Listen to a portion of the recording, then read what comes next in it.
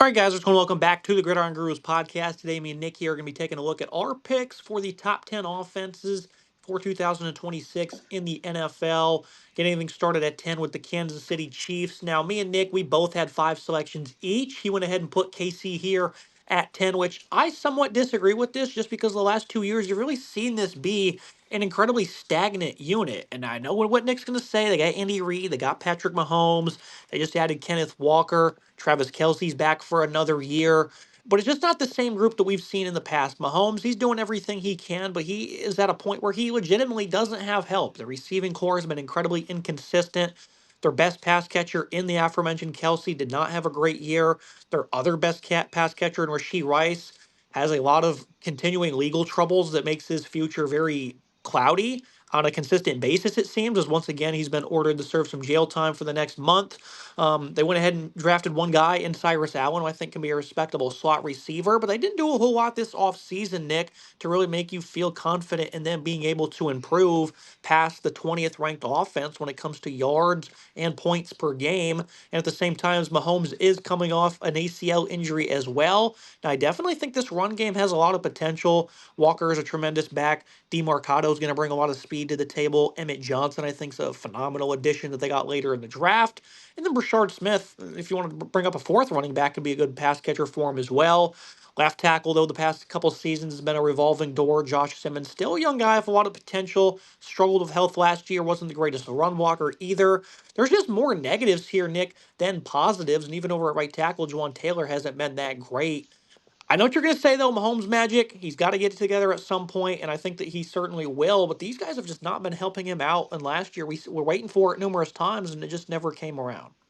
And I'm going to say that I think this is a team that still has some of that magic left. And obviously, the last 2 years have been slightly concerning. 2 years ago, they did go to the Super Bowl. Last year, the offense was in a really tough spot before Mahomes got hurt, and then obviously the wheels completely fell off the wagon when that became the situation. But I think this is a team that's primed for a bounce back. I think offensively, they still have a lot left to give. And obviously, Kelsey's an older player at this moment in time, and you wonder what his production will truly look like this year for Travis Kelsey. You wondered if he was going to retire. What was that situation going to be like? I still think he has some opportunity to be a great player for this team and have a pretty good year.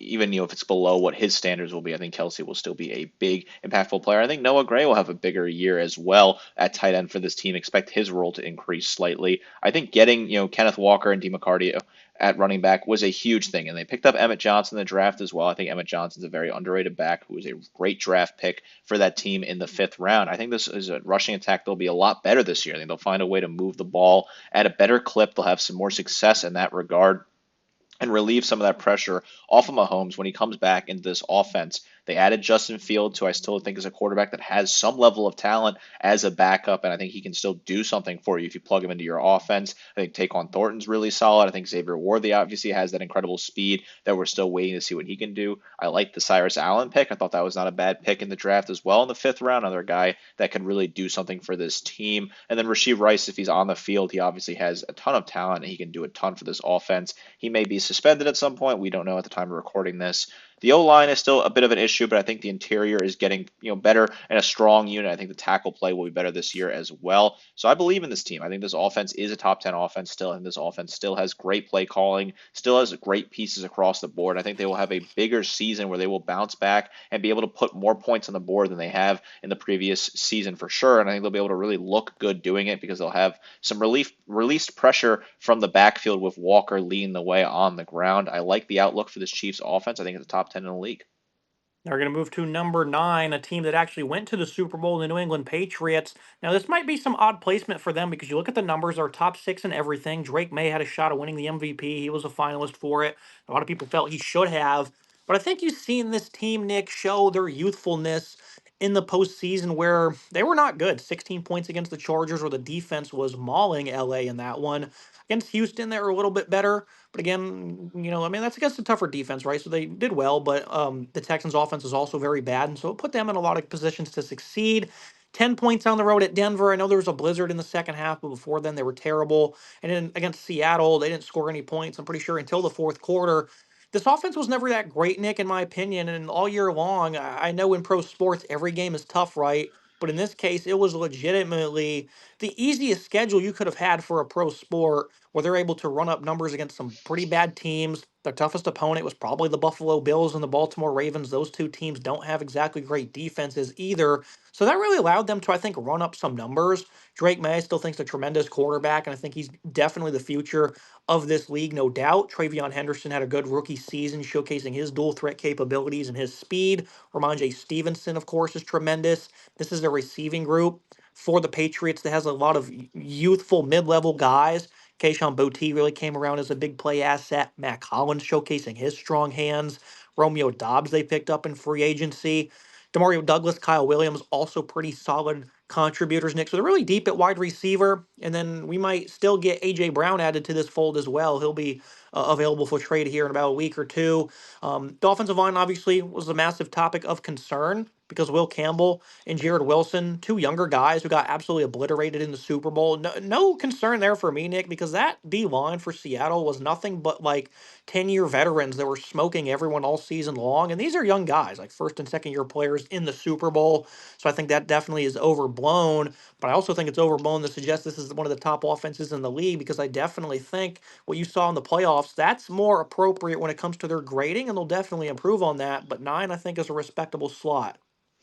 Yeah, I think nine's a respectable slot for this team, and I think the Patriots are primed for regression this year. I think that they keep the biggest regression candidate in terms of top tier NFL teams from last year. I think they're going to go certainly back to the mean, and I think this is a team that is solid. But like you said, the schedule was extremely easy last year, and the playoff run was pretty easy as well compared to what it could have been for this team. And you saw that when they, had a really tough time and lost in pretty brutal fashion in the Super Bowl. I like a lot of the pieces they have. I still think this offense will be really good, but I wonder if they'll be able to score as many points as they did last year. 28.8 points per game, second in the league in that number. That's a really high number, and I just don't know if they'll be able to kind of produce that sort of level again. They're going to play a lot of tough teams this year. The schedule is not really that forgiving for this team. There is a lot I like. Drake May obviously is a phenomenal quarterback. He is turning into the quarterback we thought he could be when he was at Carolina. He is really playing great football. He played at MVP level all year last year. Probably deserved to win the MVP. I agree with that assessment. I think he's a player that's young and he's still learning. He'll continue to develop his game and turn himself into an absolute superstar next generation quarterback for this league. And I think he has a good, core around him. I think Henderson and Stevenson in the backfield are really solid. I'm wondering if Henderson can have a strong year this year as well. Hunter Henry's a pretty reliable tight end, and the wide receiving core, they added some depth in Romeo Dobbs, so I think really does elevate this offense. Keishon Boutte, Matt Collins are all really solid pieces. Demario Douglas is great for this team as well. The O-line concerns, I'm not as worried with them as most people as well. I agree with your assessment, Dalton, there. I think that was just a one-off on the national scale, where that was a game where everyone's eyes were on it. You could kind of see some of the flaws, but I think Will Campbell will grow. Obviously, it was his first year at left tackle. I think he has some room to grow, and he can find a way to develop as a stronger left tackle. I think Jared Wilson's fine at center. And then Elijah Vera Tucker was a very underrated signing for this team at left guard. I think Vera Tucker is a player when he's fully healthy is really dominant. He was great for the Jets on that offensive line. So I think this O-line is in a good spot here. This is a top 10 unit for sure. This is a unit that will still put points on the board. I don't know if they'll put exactly as much as they did last year, but this is a unit that's a successful unit. They'll be able to run the football. They'll be able to throw the football. They'll be able to produce when they need to, and it's still a top 10 unit in the league. Now I'll move to number eight, the team that beat them in the Super Bowl, the Seattle Seahawks. Another team that you could definitely argue should be higher on this list. Second ranked scoring offense in the league. Sam Darnold had a very good season, 4,000 yards, 25 scores. He did have 14 interceptions, though. But the thing is this offense went toe to toe a couple of times with the Rams, Nick. They beat him at home late in the year on a Thursday night in a thriller. And then another phenomenal game there in the conference championship game. They were able to outscore them where Darnold had a masterpiece, 346 yards. JSN, another 150-yard game. He won Offensive Player of the Year. So this is an offense that should be higher based on just those few metrics right there, right, Nick? That's what we would think. I feel like this team throughout the year, though, was just a little bit too inconsistent on offense. One week they're putting up 30, 40 points. The next week, Darnold has a couple of interceptions. They're not generating a whole lot. You look at the Colts game, a couple of the San Francisco games against Arizona in one of the contests early in the year, they weren't great. And now you're looking at a team that loses their top two running backs. Kenneth Walker's gone. Zach Charbonnet with that leg injury. I don't know if he's going to be healthy and available for the first part of the season. They added Emmanuel Wilson, who I don't think's that great, and then Jadarian Price, who they drafted, I think will be phenomenal. And then this offensive line, Nick, what they've done, Charles Cross, Abraham Lucas, they're being bookends at tackle. And then the receiving group, of course, Rashid Shaheed, a do-it-all playmaker for him. Cooper Kupp is still a nice veteran that's around. Jake Bobo gave him good reps. And then Torrey Horton, I think, is going to be a star of this league as well. So this offense still has a lot of potential to keep getting better, Nick. And maybe 8 is a little bit too disrespectful, but considering the balance they had last year might not be as profound due to losing those running backs. And then Darnold's, despite improvement, definitely still has some turnover problems, and he did clutch up and played great in the postseason. So you can kind of put that to the wayside, but these are still some concerns that can be noted over 17 games. Yeah, I think it's certainly worth noting those concerns. This is a top 10 offense for a reason, but I just think that, they probably slot in close to the seventh to eighth range. We have them here at eighth, and it makes a lot of sense. And I think they would have liked to maybe add another wide receiver to add a little bit of depth. JSN obviously is a great headliner, one of the best players in the league, offensive player of the year. He was phenomenal last year. Cooper Cup's really still good for this team, but he's getting up there in age. And then Rashid Shaheed is a good player, but I think he still needs a little bit of help around him. I think, Torrey Horton's not bad, but they could have used maybe a little bit more help at wide receiver. I'd like to see him do something else there. And then what running back, right? They lost the Super Bowl MVP who just went to the Chiefs, who we just talked about, and now Zach Charbonnet is coming back, but he's coming off of a pretty bad leg injury. That's going to be tough to see what he can do immediately. Jadarian Price will be really good, but he's still got to get his feet wet as a rookie and kind of find comfort in this league. Emmanuel Wilson's not a bad back, but again, it's not really a needle mover. Signing him from Green Bay. Love the O line. I love what Darnold can do. I think Darnold is still a phenomenal quarterback.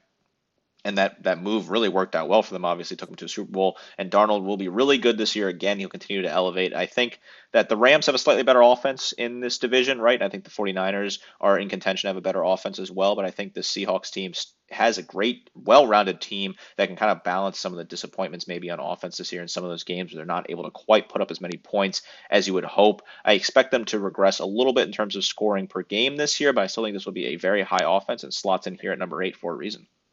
Move to number 7, the Buffalo Bills, another team that maybe should also be higher, but we'll get to those concerns here momentarily. Josh Allen, I think having to play Superman on many occasions, I think kind of plays into this because the supporting cast is not all that great. James Cook is a 1,600-yard rusher. They had the top run game in the NFL, and that is definitely noted. He's having to do a lot for a receiving core that's just not that good. Khalil Shakir is really a guy that can win in the short area and on screens. Joshua Palmer really didn't do much for him last year. Dawson Knox is on a contract that he shouldn't probably be on, getting like 10 million a year. Keon Coleman has been very inconsistent as a younger guy. Mecole Hardman still in this receiving room. I do like what they did this offseason, getting Skylar Bell and DJ Moore, but they're just not that deep, and this is not a receiving core that should really scare you. And Josh Allen, he had to put on a heater, Nick, just to be in those playoff games against Jacksonville, which they ended up winning, and then the one on the road in Denver that they also probably should have won solely on his shoulders, right? And I know a good offense starts at the forefront of a quarterback, but when you have to do that week in and week out, it's not going to be a given that he's going to be able to put that cape on, Nick, and he's going to be able to save the day. And you've seen that happen often last year against teams that aren't that good. At Atlanta, 14 points on the road against Miami, we scored 13. They probably shouldn't have lost that Houston game where they gave up like 8 or 9 sacks. Late in the year against Philadelphia, they only scored 12 points. The Cleveland game was very tough. They won that one 23-20 on the road. And then you have games against Cincinnati and New England, Tampa Bay were putting up 30, 40 points. And that's where my problem is, Nick, especially with the loss of David Edwards now at guard, is, at times the run game's not always going to be there. They kind of teed off on some of the weaker opponents at times, but in other games they struggled against them, which makes it hard to really consider this offense to be one of the better ones in the NFL because if Allen's not on point, then nothing's really working for them. You're right. This is a team that's really led by their star quarterback, but Allen can't do it all himself. And I think there is still some concerns with this offense. I think they made some good moves. They didn't make enough moves, right? This is still a top 10 offense and slot in right here at 7. But I think there's some concerns about what this future outlook looks like for the Bills. Josh Cook is a phenomenal, or James Cook is a phenomenal back. I beg your pardon. Mixed up Josh Allen and James Cook. But Cook is a phenomenal back, right? He's a great number one back. He'll do a lot for this team. But I would like to see him maybe add some depth for him. They got Ray Davis, Ty Johnson, Frank Frank Gore Jr., but I feel like they could have used another a little bit better of a back there to back up Cook, who could you really, can't 100% rely on him the entire time. They have Allen's legs, which is really good for this offense, but again, how much can you rely on Josh Allen's legs to kind of lead you to a Super Bowl? It hasn't seemed to really work out yet. They added DJ Moore, which was a great add. They added Skylar Bell in the draft, which I really like that pick as well. But you would have liked to see him maybe add another wide receiver here because you look at Josh Palmer, Khalil Shakir, Keon Coleman. These are not guys that are able to step up and lead and be key assets on a Super Bowl contending team. I like the offensive line; it's still a really good unit. The two tight ends, Kincaid and Knox, are solid, even if they're slightly both overpaid. You would have just liked to see them maybe add another piece at wide receiver, add another running back to kind of round out this unit here. I think they made some good moves in free agency, just didn't do enough for me. And this offense will still be able to be extremely competitive, put up a ton of points with Josh Allen at the helm. That will always continue to be the case. But just, how capped out are they? Have they finally kind of reached that ceiling where you're not sure you're going to get more out of this team based off the moves they have done so far? You have to kind of think that this may be where they've reached their peak and they're kind of here they are. This is what they're going to be. And they've kind of reached that point where they're not going to be able to get any higher to elevate this team to a Super Bowl championship, which is ultimately the goal in Western New York. Now you move to number six, the Detroit Lions, maybe another team that has kind of peaked out on this side of the ball. They're still tremendous, right? 28 points per game, 4,500 yard season for Jared Goff, who had 34 touchdowns. This three-headed monster is probably the best in the sport with Jameer Gibbs at running back and a highly explosive and efficient guy. Amon St. Brown is tremendous. They have two 1,100-yard pass catchers as Jamison Williams joins the fold. When Sam Laporta is back and fully healthy, he can have 800 yards during a full season. Isaac Tesla, as a rookie last year, had six touchdowns. They would occasionally use him in the red zone, and he would pay big dividends for them. This is a team, though, that they're going to be moving Penny Sewell over to left tackle. He's never played the position in his career. I think he'll be fine. I think he'll be elite, but that definitely means that they have to do a little bit of revampment on their O-line, bringing in a rookie and Blake Miller to the right side. They lost David Montgomery as well. They did bring in Isaiah Pacheco, I think can be a solid number two. It's just not going to have the same feeling. That Gibbs and David combo was so fun to watch. The wide receiver depth, I think, is definitely maybe a little bit questionable, even though these guys are highly productive and you don't really need them a whole lot. This team went forward a lot on fourth down, Nick, and they live by the sword, die by the sword, right? So you can't criticize them too much. But Dan Campbell has a knack for going for it all the time. They were 21 of 32 last year, and a lot of times they got this team in trouble if they didn't get it. They lost to the Vikings twice. They lost to the Rams in a shootout. They lost at home to Pittsburgh. We're fighting for the playoffs and we're losing the teams like this, Nick. And a lot of it was because the offense wasn't doing what you expect it to do. They scored 9 points on the road in a loss to the Eagles, for example. You talk about a team that was hot and cold. This team seemed more cold than hot, which is crazy to say because that production I just read to you is staggering. Just something felt off about the Lions. And I think this is a team that they have to continue to try and find balance. They got to find a way to not have to go for it so much on fourth down as well because you put yourself in a lot of unfavorable situations. So this is still a group I love, but maybe it has kind of peaked out and maybe it's only down from here. Do you agree?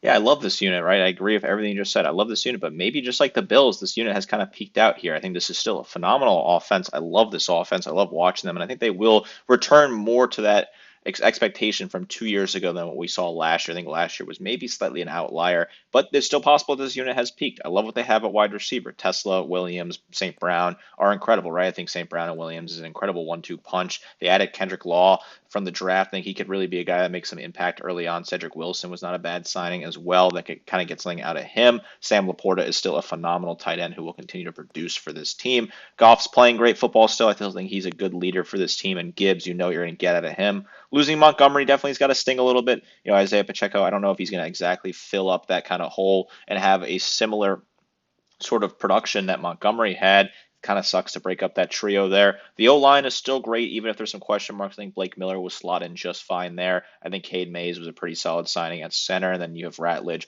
Mahogany, and Swool, who are just phenomenal pieces. Dan Gamble's probably got to stop gambling a little bit here. He's got that nickname for a reason, right? Obviously, but I think he's kind of got to put the offense a little bit more in check this year. I think he kind of got to be a little more responsible with the football. I think this team has to be a little bit better on third down. I think there's no way to kind of beat around the bush there. They got to be better on third down and have better productivity to keep themselves out of those situations. I think they can do that this year. They'll be better on third down this year. I think overall this offense will be a lot better than what we saw last year, playing closer to what we saw 2 years ago, and kind of get this team back in contention in the NFC North. Moving to number five, the Cincinnati Bengals, and Nick, he's the one that put them this high, so he's going to have to defend this one. And as much as I love Joe Burrow and will always root for him, The health has been an issue. He only played 8 games last year. It's not the first time he's missed substantial time. And when he's on the field, obviously, he can really work, especially when he has Jamar Chase and T. Higgins at the forefront of his receiving core.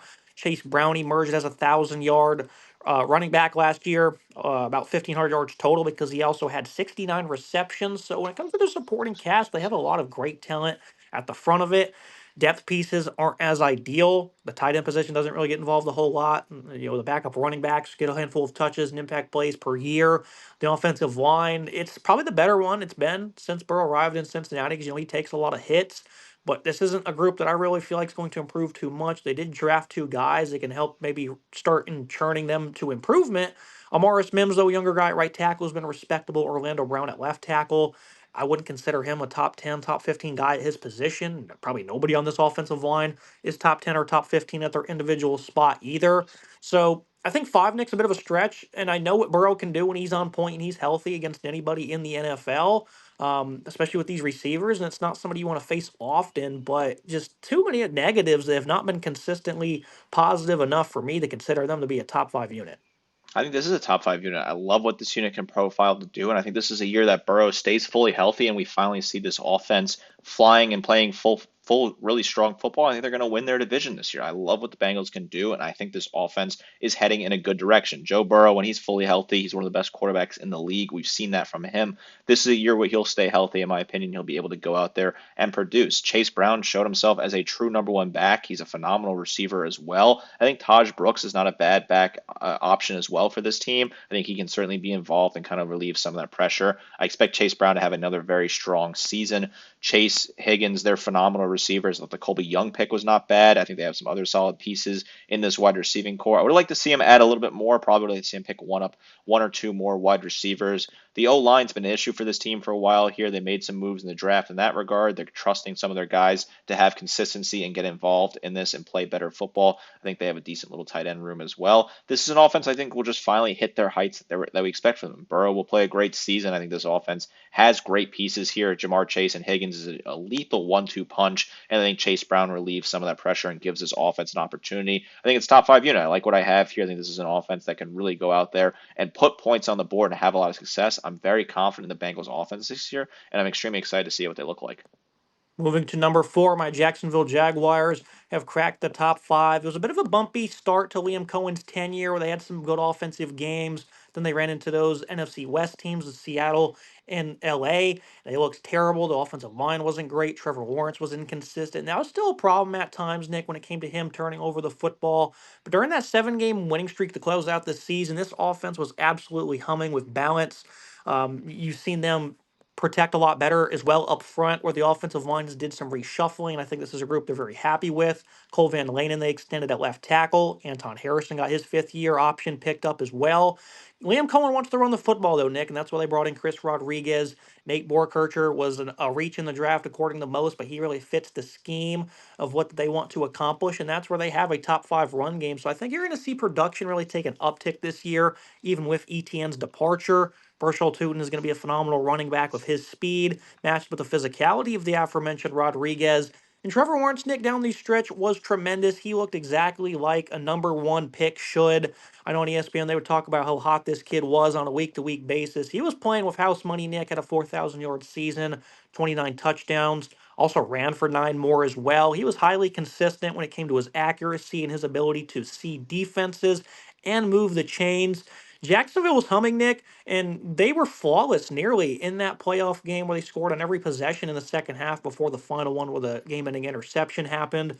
And the offense shouldn't have to be perfect, right? But they had no problem taking that challenge head on, and Parker Washington really emerged at receiver for them, being the top dog. Brian Thomas, he regressed a little bit in his second year, but I think he's trying to find his footing as still a younger guy. Jacoby Myers was one of the top additions at the trade deadline. And of course, Nick, they did all this without Travis Hunter. There's no reason to think this offense is not going to be levels better than it was last season. And you can ask the Denver Broncos, who they beat the snot out of late in the year. They're pretty darn good to begin with.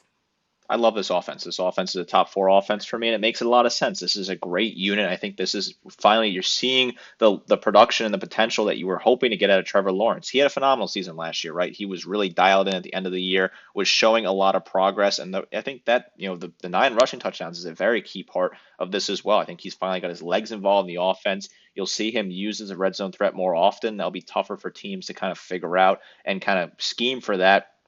He had 2 rushing touchdowns in the win against Kansas City on Monday Night Football. That was a very key moment for this team, and that was a big win at home. And I think you'll see him be more involved with his legs, which will add another level to this offense. I really like what they have with Bryce Tootin. I think Tootin's a phenomenal back that can really continue to lead the way for this team. I think Quentin Allen's not a bad player as well. And then Chris Rodriguez was a pretty good add for this team to kind of round it out. They went out and added a tight end in the draft that I think could really help this offense. And you're seeing a really solid unit, I think, in terms of wide receiving core. Brian Thomas is a phenomenal player. Jacoby Myers really stepped up and he was good for this team. Parker Washington showed a lot of progress for this team.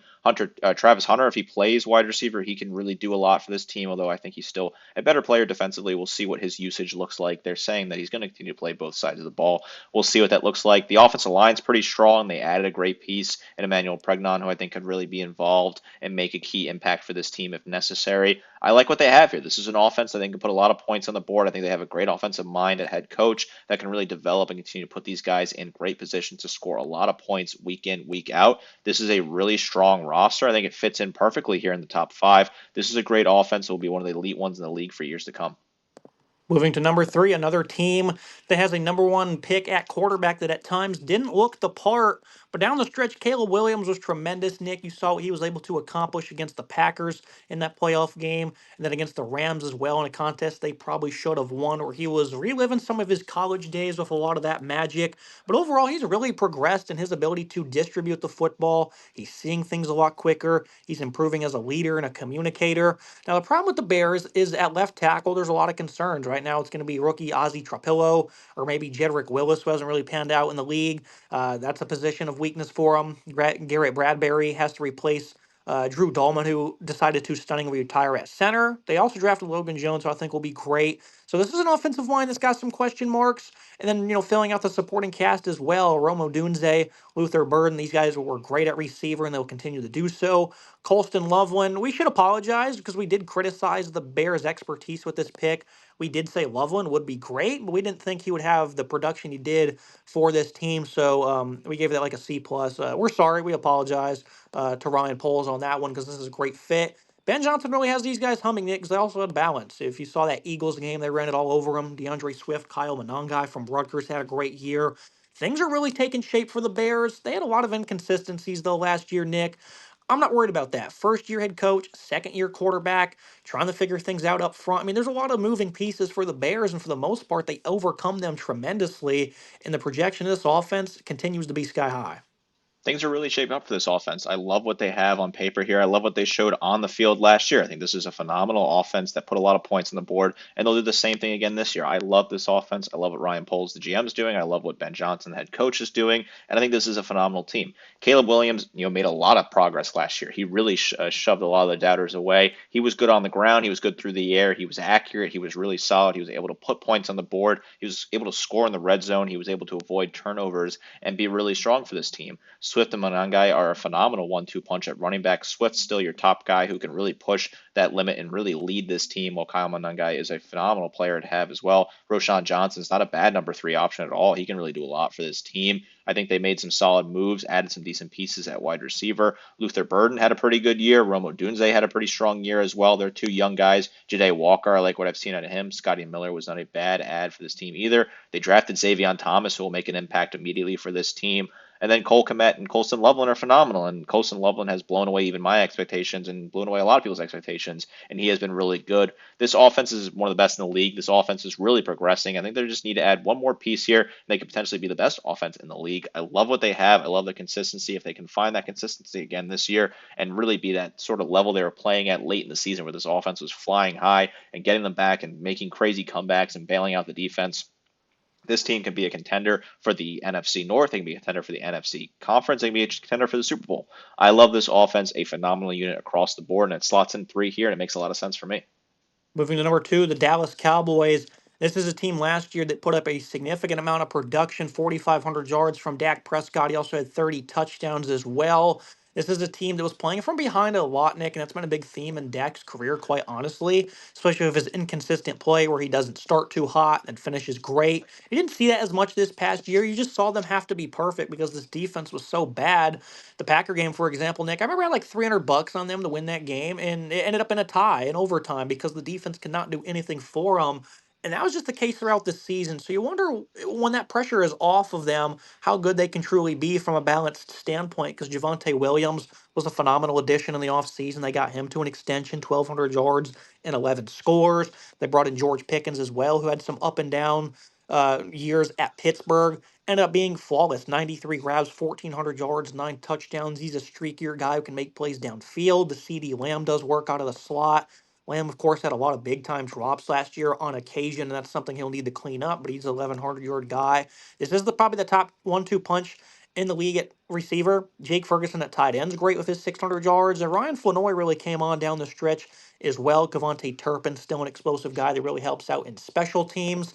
I know the tackle positions of Tyler Guyton and Terrence Steele have been inconsistent at times, but the interior is rock solid, led by Tyler Booker at right guard. And Dak Prescott, Nick, he truly is one of the top quarterbacks in the NFL. As much as people want to criticize him, this guy really is tremendous. And I feel lifeless for a defense if I'm facing this offense because they really are tough. And the best way to slow them down is just to hope that they're overplaying their hand and they're being too aggressive to force a mistake. And that happens a lot because they have no choice but to be that way. I love this offense. They're tremendous. They're going to be hard to slow down against anybody. And hopefully they can sign Pickens to a long term deal here soon so we can see it for much longer down the stretch. Yeah, I love this offense. I think this offense is a phenomenal unit, and they're really fun to watch. They have that incredible 1-2 punch with Pickens and Lamb at wide receiver. They're both incredible players, and they do so much for this offense. A really strong piece, two pieces there. I think Valdez Scanting was not a bad ad from Pittsburgh. I think he could certainly be good for this team. They added Tyler Johnson as well from the Jets. I wonder what his role will look like. They certainly were missing that number three wide receiver last year, but I think Turpin could be solid for this team. Could potentially get maybe more out of him. Javonte Williams was a great back for this team last year. He really had a phenomenal year and showed that he is a good player that can certainly develop into a lead running back for this team.